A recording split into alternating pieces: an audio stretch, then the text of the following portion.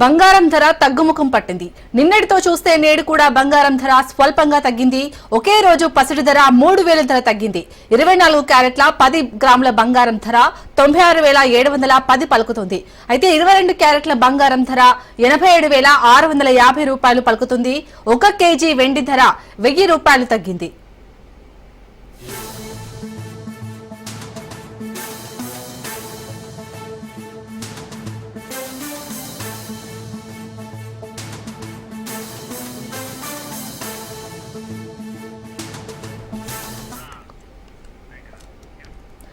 బంగారం ధరలు తగ్గడానికి ప్రధానంగా అంతర్జాతీయంగా ఉన్నటువంటి పరిస్థితులతో పాటు దేశీయంగా ఉన్న పరిస్థితులు కూడా ఒక కారణంగా చెప్పవచ్చు.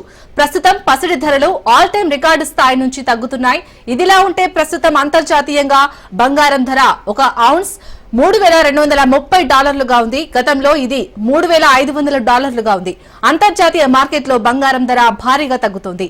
ఫ్యూచర్స్ మార్కెట్లో పసిడి ధరలు తగ్గుతున్నాయి. అయితే బంగారం ధరలు రిటైల్ మార్కెట్లో తగ్గడానికి కాస్త సమయం పడుతుందని నిపుణులు అంచనా వేస్తున్నారు.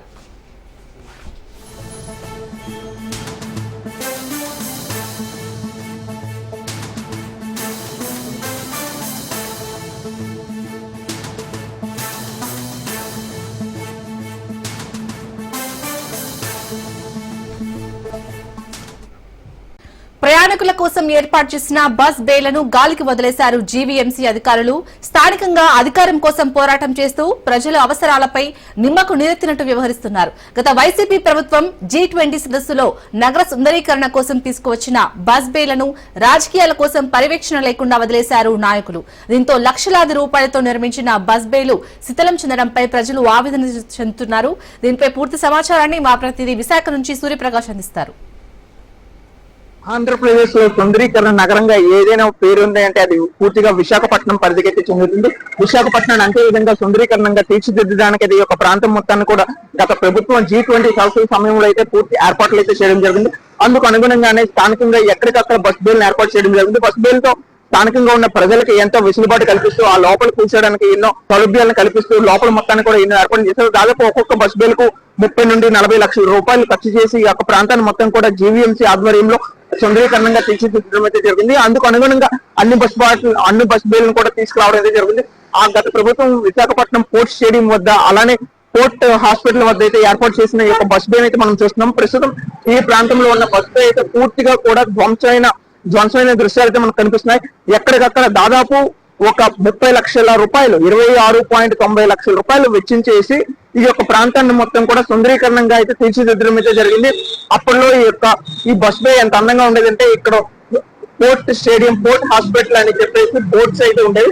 ఆ బోర్డ్స్ అన్నింటిని కూడా తొలగించడం జరిగింది. ఆ బోర్డ్స్ తొలగించడంతో పాటు పూర్తిగా లైటింగ్ తో సుందరీకరణంగా చాలా అందంగా కనిపించేది. సాయంత్రం అయితే ఈ ప్రాంతానికి వచ్చే వాళ్ళు కూడా కూర్చోడానికి కూడా ఒక పార్క్ విధంగా కూడా ఉండే విధంగా అవుతుంది. బస్సులతో ఎవరైతే వస్తారో వాళ్ళు ఇబ్బంది పడకుండా ఈ యొక్క కింద షెల్టర్స్ తీసుకోవడానికి అయితే ఏర్పాటు చేయడం జరిగింది. ప్రస్తుతం ఎండాకాలంలో కూడా ఇటువంటి ఏర్పాట్లు అయితే ఎంతో ఉపయోగపడేవి. కానీ ప్రస్తుతం జీవీఎంసీలో వాళ్ళ యొక్క పట్టు సాధించడం కోసం అయితే కూటమి నాయకులు వాళ్ళకి సంబంధించిన వాళ్ళని ఎన్నుకోవడంలో బిజీగా ఉంటూ ప్రస్తుతం జీవీఎంసీ సొమ్ముతో నిర్మించిన ఈ యొక్క బస్ బేలను అయితే పక్కగా పట్టడం అయితే జరిగింది. మనం పూర్తిగా విజువల్స్ చూడొచ్చు. దాదాపు ఈ యొక్క ప్రాంతం మొత్తం కూడా ఈ యొక్క లైట్స్ అయితే ఉండేవి. ఈ లైట్స్ అన్ని కూడా ప్రస్తుతం జీవీఎంసీ వాళ్ళు తీసుకెళ్లారా లేదా దొంగలు తీసుకుపోయారా లేకపోతే అవి వాటంతటా అవే పడిపోయాయి అనే విషయాన్ని కూడా ఇప్పటికి కూడా తెలియాల్సిన అవసరం అయితే ఎంతైనా ఉంది. ప్రస్తుతం ఈ యొక్క ప్రాంతం మొత్తం కూడా చూడొచ్చు. ఎక్కడికక్కడ అన్ని విధాలుగా కూడా ధ్వంసం చేసినట్టుగానే కనిపిస్తున్నాయి. ఎంతో అందంగా కనిపించాల్సిన ఈ యొక్క ప్రాంతం మొత్తం కూడా ఒక శిథిలమైన వ్యవస్థగా కనిపిస్తుంది. దాదాపు 40 లక్షల రూపాయలు ఖర్చు పెట్టి ఈ నిర్మించిన ఈ యొక్క భవనాన్ని ఈ యొక్క బస్ బేలు అయితే ఇప్పుడు ప్రస్తుతం అన్ని కూడా చిందరవందరగా ఉండడం మొత్తం మనం ఒక సైడ్ చూడొచ్చు. స్మార్ట్ మీటర్స్ ఏదైతే ఏర్పాటు చేశారో ఆ స్మార్ట్ మీటర్స్ ఏర్పాటును కూడా పక్కదో పట్టించేసి పూర్తిగా అది గాలి కొల్లడం అయితే జరిగింది. దానికి పవర్ సప్లై కూడా కట్ చేయడం అయితే జరిగింది. ఎక్కడికక్కడ అన్ని నిర్లక్ష్యంతో కూడా ఈ యొక్క బస్ బేలు అన్ని కూడా పక్కగా పట్టించడం అయితే జరిగింది. ఈ యొక్క బస్ బేలు అయితే సుందరీకరణంగా దాదాపు నగరంలో 26 లక్షల నుండి 40 లక్షల వరకు ఒక్కొక్క ప్రాంతంలో ఒక్కొక్క రేటింగ్ ఉంటూ ఆ యొక్క ఖరీదుకు తగ్గట్టుగా ఆ యొక్క నిర్మాణాలు అయితే చేశారు. ఈ యొక్క నిర్మాణంలో ఫ్యాన్స్ ఏర్పాటు చేసి ఒక పక్క రాష్ట్రం వాళ్ళు కావచ్చు అలానే మనకు విదేశాల నుండి వచ్చిన వాళ్ళు కూడా ఈ యొక్క కూర్చోడానికి ఉండడానికి కూడా ఎంతో అందంగా ఉండే విధంగా అంటే ఈ యొక్క ఏర్పాట్లు అన్ని కూడా చేశారు. G20 సదస్సులప్పుడు దాదాపు జీవీఎంసీ ఖర్చు పెట్టిన నిధుల్లో ఇది ఒక నిధి. దానికి సంబంధించి కూటమి నాయకులు ఏమైంది, డబ్బులన్నీ ఏమయ్యాయని గగ్గోలు పెడుతూ ఉంటారు. కానీ అందుకు గగ్గోలు పెట్టిన విధంగా అయితే వాళ్ళు వచ్చిన తర్వాత కూడా దీని మీద పూర్తిగా నిర్లక్ష్యం వ్యవహరించడంతో ఈ యొక్క బస్ బే యొక్క అన్ని కూడా పక్కదోవ పట్టడం అయితే జరిగింది. ఎక్కడెక్కడ మనం చూడొచ్చు, ఈ పైన విజువల్స్ అయితే చూడొచ్చు, ఇక్కడ చాలా అందమైన బోట్స్ అయితే ఉండేవి. ఈ యొక్క బోట్స్ అన్ని కూడా ఇరిగిపోయినా కూడా ఎప్పటికీ కూడా ఎవరు పట్టించుకునే నాదుడైతే లేరు. ప్రస్తుతం కూటమి నాయకులు వాళ్ళకి సంబంధించి వాళ్ళ యొక్క మేయర్ ను, డిప్యూటీ మేయర్ ను ఎన్నుకునే పరిస్థితిని అయితే చూసుకుంటున్నారు తప్ప ఎవరు కూడా ఈ యొక్క ప్రాంతాన్ని అయితే అభివృద్ధి చేయడానికి కానీ ఎక్కడ కూడా బస్ బేల కోసం, ప్రజల కోసం ఆలోచించే విషయం అయితే ఎక్కడ కనిపించట్లేదు. ప్రస్తుతం ఎక్కడికక్కడ అన్ని బస్ బేల దుస్థితి కూడా ఇదే విధంగా ఉంది. జీవీఎంసీ ఎవరు కూడా అధికారులు పట్టించుకోవడంతో వాళ్ళందరూ కూడా ఆవేదన వ్యక్తం చేస్తున్నారు. ఇప్పటికైనా జీవీఎంసీ అధికారులు పట్టించుకొని ఈ యొక్క బస్ బేలను పునరుద్ధరించాలని అయితే ప్రస్తుతం ప్రజలతో పాటు స్థానికులు కూడా కోరుకోవడం అయితే జరుగుతుంది. నగరం సుందరీకరణ కావాలి అనుకుంటే ప్రస్తుతం ఈ అన్నింటినీ కూడా ముందుకు తీసుకెళ్లాలి. అలానే టాప్ సిటీగా తీసుకెళ్లాలని కూటమి ప్రభుత్వం ఏదైతే చేస్తుందో దానికి అనుగుణంగా ఈ యొక్క చిన్న చిన్న అభివృద్ధి కార్యక్రమాలు గత ప్రభుత్వం చేసిందా, ఆ ముందు ప్రభుత్వం చేసిందా, ఎవరు చేశారనేది కాకుండా ప్రజలకి కొత్తగా నూతన ఒరవడి ఏదైతే చూపించాలనుకుంటున్నారో అందుకు అనుగుణంగా నగర అభివృద్ధికి పాటుపడాలని అయితే ప్రజలందరూ కోరుకుంటున్నారు. కెమెరా పర్సన్ ప్రసాద్ తో సూర్యప్రకాష్, రాజ్ న్యూస్, విశాఖపట్నం.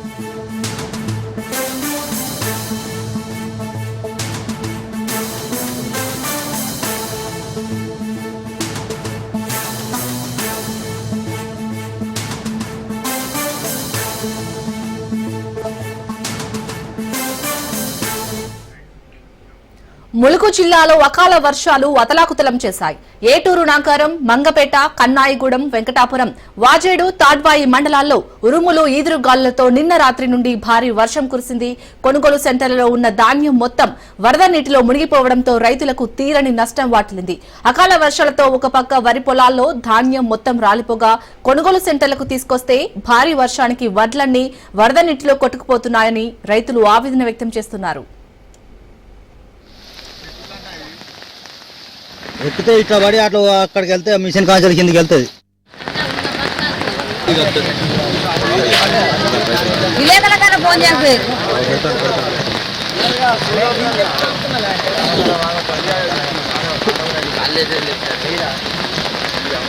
ఘోరానికి నమ్మద్దు.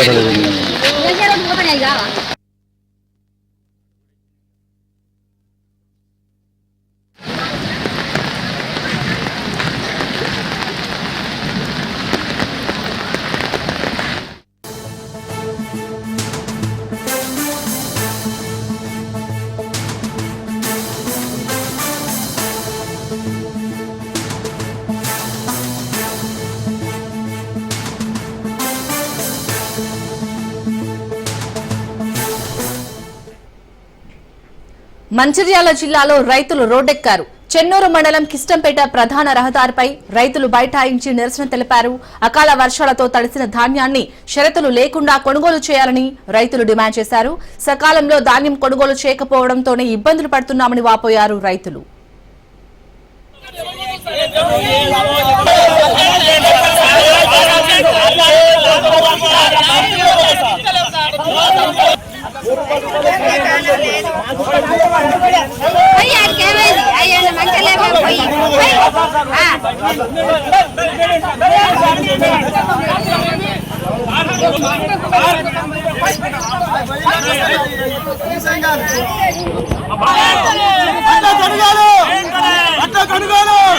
ఎలాంటి షరతులు లేకుండా వాటిలో కొనుగోలు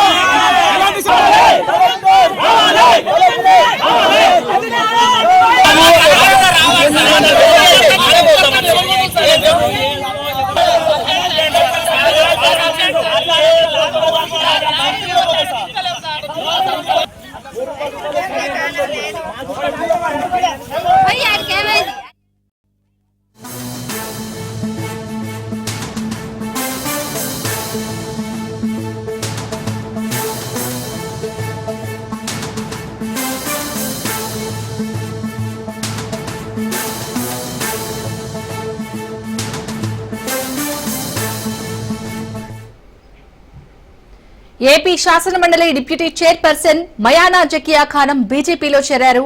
మంగళవారం వైసీపీకి రాజీనామా చేసిన ఆమె బీజేపీ కార్యాలయంలో ఆ పార్టీ అధ్యక్షురాలు పురంధరేశ్వరిని కలిసి కాషాయ పార్టీలో జాయిన్ అయ్యారు. ఈ సందర్భంగా రాజకీయాలకు పురంధేశ్వరి పార్టీ కండువా కప్పి బీజేపీకి ఆహ్వానించారు. జకియా ఖానం రాజకీయ కుటుంబానికి చెందిన వారిని బీజేపీలో చేరడం సంతోషంగా ఉందని పురంధేశ్వరి అన్నారు.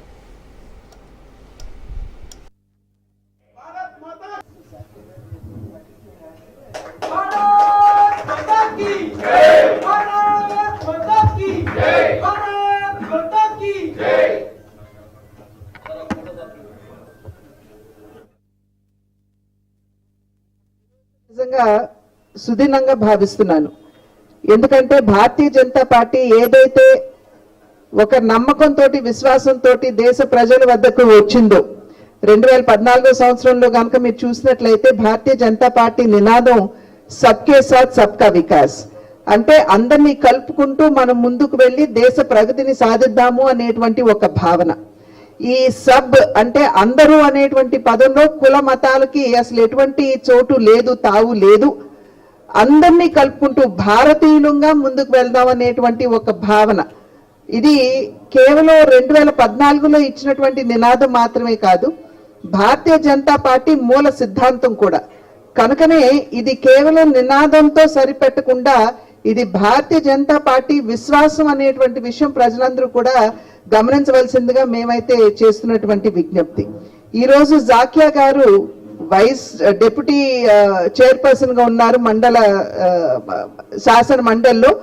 వారు వచ్చి ఇవాళ భారతీయ జనతా పార్టీ వైఎస్ఆర్సీపీకి రాజీనామా చేయటం, అదేవిధంగా వారి పదవికి రాజీనామా చేయటం చేసి భారతీయ జనతా పార్టీలోకి వారు రావడం జరిగింది. ఇవాళ జాకియా గారు పార్టీలోకి వచ్చి భారతీయ జనతా పార్టీలో చేరడం అని అంటే ఇవాళ ఖచ్చితంగా ఏదైతే ఇంతకు ముందు చెప్పాను, దేశ ప్రజలందరూ ఒక్కరే, మేము సమభావంతో మేము అందరినీ కలుపుకుంటూ ముందుకు వెళ్తాము. ఏదైనా సరే సంక్షేమ ఫలాలు ఏదైనా ఉన్నట్లయితే కుల మతాలకి అతీతంగా ప్రతి ఒక్కరికి అర్హులైనటువంటి వారు కుల మతాలతో సంబంధం లేకుండా అందరికీ కూడా ఆ సంక్షేమ ఫలాలు అందాలి అనేటువంటి భావనతోటి ఏదైతే భారతీయ జనతా పార్టీ ఇప్పటి వరకు పనిచేస్తూ వస్తుందో,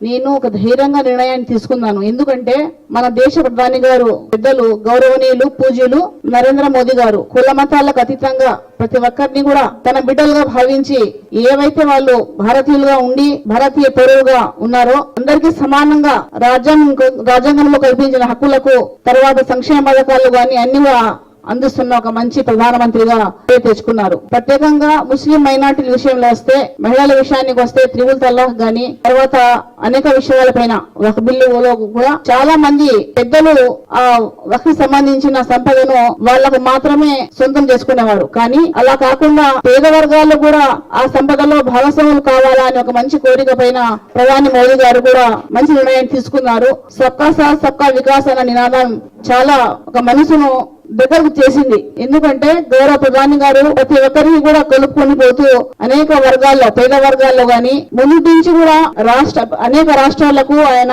ఒక తండ్రిలాగా అన్ని కూడా అందిస్తూ భారతీయ జనతా పార్టీలో ఉండి ముస్లిం మైనారిటీలకు మంచి మెసేజ్ ఇవ్వాలనే ఒక ఉద్దేశంతో ఇప్పుడు భారతీయ జనతా పార్టీలో చేరడం జరిగింది. ఎందుకంటే ముస్లిం మైనార్టీలకు భారతీయ జనతా పార్టీ వ్యతిరేకమని చెప్పుకునే వాళ్ళు కొందరు ఉంటే వాళ్లకు ఒక మంచి మెసేజ్ ఇవ్వాలా. ఎందుకంటే మేము ఒక భారతీయ పౌరాలుగా హిందుస్థాన్ కి నాయలాగా నేను ఒక మంచి మెసేజ్ ఇవ్వాలా.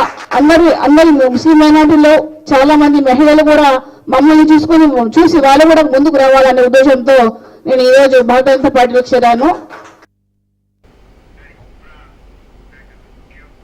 రెడ్డిక ఏపీ శాసనమండలి డిప్యూటీ చైర్పర్సన్ మయానా జాకియా ఖాన్ బీజేపీలో చేరినట్టుగా తెలుస్తుంది. దీనిపై పూర్తి డీటెయిల్స్ మా ప్రతినిధి వాసు అందిస్తారు. వాసు. Thank you Shalini. అయితే ఎమ్మెల్సీ జకియా ఖానం ఈ రోజున బీజేపీలో చేరారు. బీజేపీ రాష్ట్ర అధ్యక్షురాలు దగ్గుపాటి పురంధరేశ్వరి శాలవాగా కూడా ఆహ్వానించడం జరిగింది. అయితే నిన్నటి వరకు కూడా వైసీపీ ఎమ్మెల్సీగా ఆవిడ కొనసాగడం జరిగింది. అయితే ఈ జకియా ఖానం మాత్రం వైసీపీలో ఇక ఉండలేక అటు టీడీపీలోకి వెళ్ళలేక మాత్రం బీజేపీలోకి వచ్చినట్టు తెలుస్తుంది. అయితే ఆంధ్రప్రదేశ్ బీజేపీలో కీలక పరిణామాలు చోటు చేసుకున్నాయని చెప్పేసి కూడా చెప్పుకోవచ్చు. అంటే ప్రతి నియోజకవర్గంలో కూడా బీజేపీ బలోపేతం చేసేందుకు కొంత మేర అడుగులు పడే దిశగా కూడా ఆ పార్టీ కృషి చేస్తుందని చెప్పుకోవచ్చు. మొన్న ఆంధ్రప్రదేశ్ అమరావతికి మోడీ వెళ్లి వచ్చిన అనంతరం కూడా తమ పార్టీ కార్యకలాపాలపై కింది స్థాయి బీజేపీ నాయకులు కూడా దృష్టి సారించారు. అంటే వైసీపీలో కానీ ఇతర పార్టీల్లో ఉన్న నాయకులు కానీ ఇప్పటికే అంటే గత 5 సంవత్సరాల నుంచి కూడా రాష్ట్ర వ్యాప్తంగా బీజేపీ కండువా కప్పుకోవడం కనిపిస్తోంది. ఇదే దిశలోనూ కూడా ఎమ్మెల్సీ జకియా కనం బీజేపీ కండువా కప్పుకున్నారు. బీజేపీ రాష్ట్ర అధ్యక్షురాలు దగ్గుపాటి పురంధరేశ్వర్ కూడా బీజేపీలోకి ఆహ్వానించడం జరిగింది. ఇది కొంత ఆంధ్రప్రదేశ్ లో బీజేపీకి శుభ పరిణామం చెప్పుకోవచ్చు. ఇదే దిశలో కూడా మరికొంతమంది కీలక నాయకులు వైసీపీ నుంచి బీజేపీలోకి వెళ్లే పరిస్థితులు కూడా కనిపిస్తున్నాయి. Right, thank you Vasu.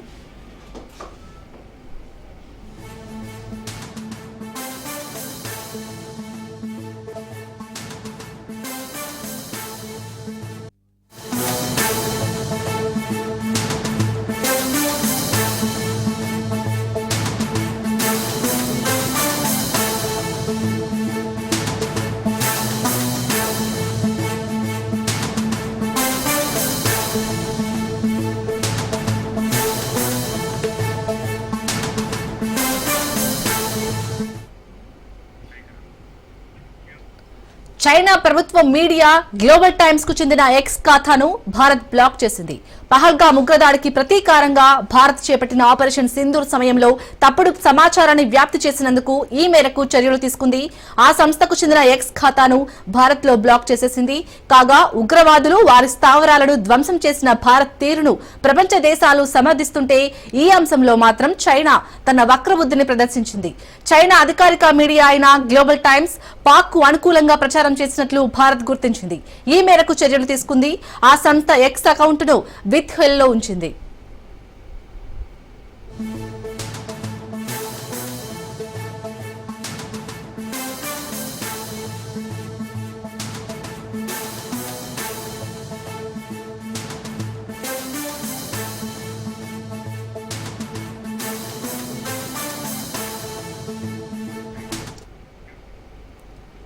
China ప్రభుత్వ మీడియా గ్లోబల్ టైమ్స్ కు చెందిన ఎక్స్ ఖాతాను భారత్ బ్లాక్ చేసింది. పహల్గామ్ ఉగ్రదాడికి ప్రతీకారంగా భారత్ చేపట్టిన ఆపరేషన్ సింధూర్ సమయంలో తప్పుడు సమాచారాన్ని వ్యాప్తి చేసినందుకు ఈ మేరకు చర్యలు తీసుకుంది. ఆ సంస్థకు చెందిన ఎక్స్ ఖాతాను భారత్ లో బ్లాక్ చేసేసింది. కాగా ఉగ్రవాదులు వారి స్థావరాలను ధ్వంసం చేసిన భారత్ తీరును ప్రపంచ దేశాలను సమర్థిస్తుంటే ఈ అంశంలో మాత్రం చైనా తన వక్రబుద్ధిని ప్రదర్శించింది. చైనా అధికారిక మీడియా అయిన గ్లోబల్ టైమ్స్ పాక్ కు అనుకూలంగా ప్రచారం చేసినట్లు భారత్ గుర్తించింది. ఈ మేరకు చర్యలు తీసుకుంది. ఆ సంస్థ ఎక్స్ అకౌంట్ ను విత్ హెల్ లో ఉంచింది.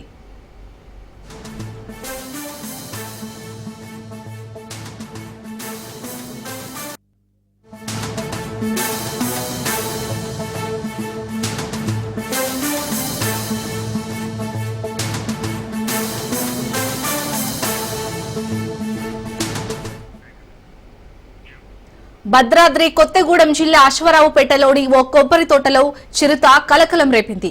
కొబ్బరి తోటకు వెళ్లిన బుల్లిరాజు అనే రైతుకు చిరుత పులి కనిపించింది. వెంటనే రైతు అటవీశాఖ అధికారులకు సమాచారం ఇచ్చాడు. సమాచారం తెలుసుకున్న అటవీశాఖ సిబ్బంది తోటలో చిరుత పాదముద్రలను గుర్తిస్తున్నారు. తోటలోకి వచ్చింది చిరుత లేక హైనా లాంటి జంతువు అనే కోణంలో అటవీ సిబ్బంది అనుమానిస్తున్నారు.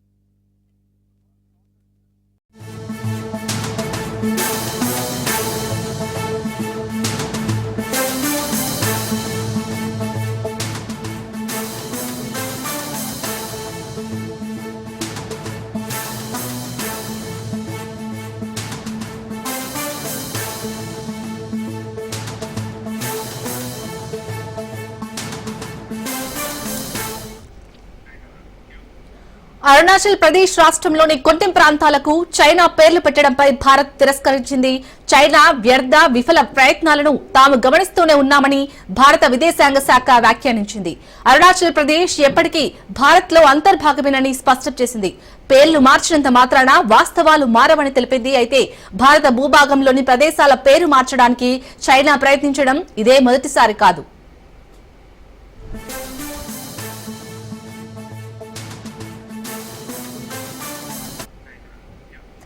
అయితే గతంలోనూ అరుణాచల్ ప్రదేశ్ పై తన వాదనను చాటుకునేందుకు చైనా పదే పదే ప్రయత్నించింది.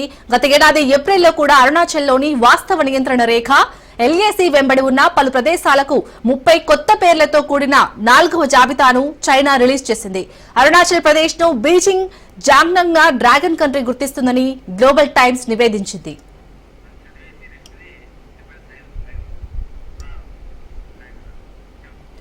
బీజింగ్ గతంలో వాస్తవాధీన రేఖ ఎల్ఏసీ వెంబడి ఉన్న అరుణాచల్ ప్రదేశ్ లోని పేర్లను మార్చేందుకు ప్రయత్నిస్తూ 4 జాబితాలను విడుదల చేసింది. 2017లో 6 ప్రదేశాలకు పేర్లు మార్చుతూ ఓ జాబితా విడుదల చేసింది. ఆ తర్వాత 2021లో 17 ప్రాంతాలకు, 2023లో 11 ప్రాంతాలకు, 2024లో మరో 30 ప్రాంతాలకు పేర్లను మార్చుతూ చైనా జాబితాను విడుదల చేసింది. ఇలాంటి ప్రయత్నాలను భారత్ ఎప్పటికప్పుడు తిప్పికొడుతుంది. రైట్, ఇక డ్రాగన్ కుట్రలకు సంబంధించి మరిన్ని డీటెయిల్స్ మా ప్రతినిధి సైదులు అందిస్తారు. సైదులు.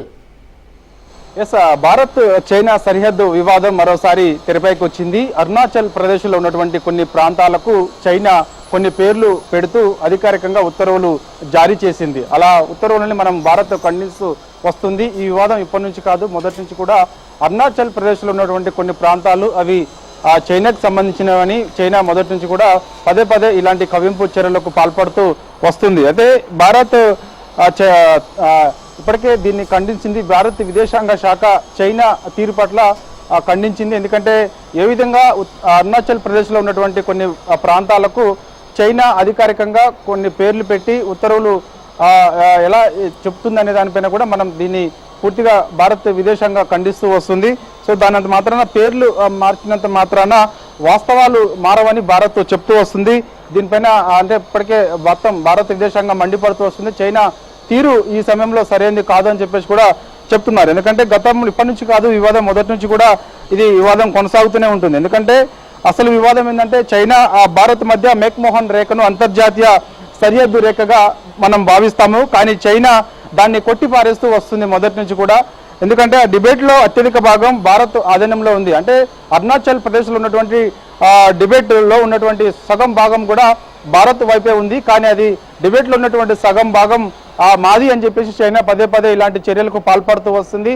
దానిలో భాగంగా ఈరోజు కొన్ని ప్రాంతాలకు కొన్ని పేర్లను ప్రకటిస్తూ కూడా ఉత్తర్వులు జారీ చేసింది. సో ఖచ్చితంగా దీనిపైన భారత్ వైఖరి ఏంటో స్పష్టంగా మరి కాసేపట్లో కీలకమైన సమావేశం కూడా ఉన్నది. యాక్చువల్గా మనం ఈరోజు ఆపరేషన్ సింధూర్లో భాగంగా చాలా కీలకమైన సమావేశం ప్రధాని నరేంద్ర మోడీ తన నివాసంలో ఏర్పాటు చేయబోతున్నారు. ఈ యొక్క సమావేశానికి కేంద్ర మంత్రులు, రక్షణ శాఖ మంత్రి రాజ్నాథ్ సింగ్తో సహా హోంశాఖ మంత్రి అమిత్ షాతో పాటుగా భారత త్రివిధ దళాధిపతులందరూ కూడా హాజరు కాబోతున్నారు. భారత్కు సంబంధించి ప్రస్తుతం ఎటువంటి రక్షణకు సంబంధించి ఎటువంటి రక్షణలో భాగంగా ఎటువంటి చర్యలు తీసుకుంటే బాగుంటుందనే దానిపైన ఒక నిర్ణయానికి రాబోతున్నారు. సో ఈ అంశం కూడా మరోసారి చర్చకు వచ్చే అవకాశం కనిపిస్తుంది.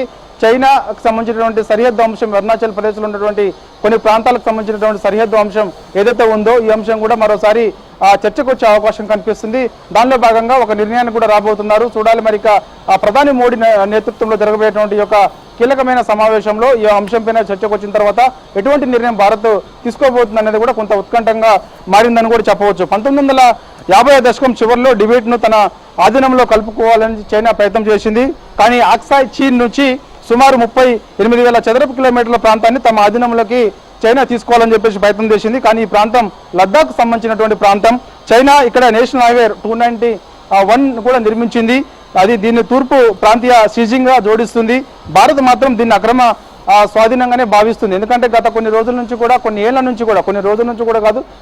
నుంచి కూడా అరుణాచల్ ప్రదేశ్లో ఉన్నటువంటి టిబెట్ ప్రాంతం ఏదైతే ఉందో పదే అది చైనాకి సంబంధించిందని చెప్పేసి కూడా సరిహద్దు వివాదం పదే వస్తుంది, అంటే చైనాకి భారత్కి మధ్య. సో ఆ వివాదం కాస్త ముదిరిందని కూడా మనం చెప్పవచ్చు.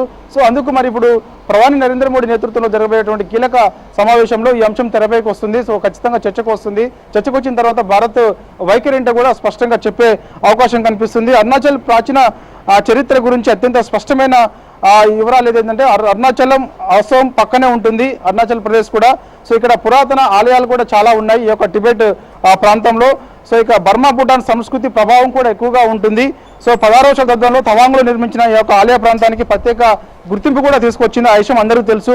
బౌద్ధులకు ఇది చాలా పవిత్ర స్థలంగా భావిస్తారు. ప్రాచీన కాలంలో భారత్ టిబెట్ను ఏలిన పాలకులు టిబెట్ అరుణాచల్ ప్రదేశ్ మధ్య ఒక నిర్ధారిత సరిహద్దును కూడా ఏర్పాటు చేసింది. సో అప్పటి నుంచి కూడా ఇప్పటి వరకు ఈ యొక్క సరిహద్దు వివాదం కొనసాగుతూనే ఉంది. కాబట్టి ఖచ్చితంగా చైనా మాత్రం తన యొక్క ఈ యొక్క అరుణాచల్ ప్రదేశ్లో ఉన్నటువంటి కొన్ని ప్లేసులకు పేర్లు పెడుతూ ఏ విధంగా ఉత్తర్వులు ఇస్తుందనే దాని మీద కూడా భారత్ మండిపడుతుంది. భారత విదేశాంగ శాఖ కూడా దీనిపైన ఖచ్చితంగా సీరియస్గా ఉంది. సో చూడాలి మరి ప్రధాని నరేంద్ర మోడీ నేతృత్వంలో జరగబోయేటువంటి ఈ యొక్క సమావేశంలో దీనిపైన చర్చకు వచ్చిన తర్వాత ఒక నిర్ణయం తీసుకోబోతుంది. సో ఖచ్చితంగా చైనాకు కూడా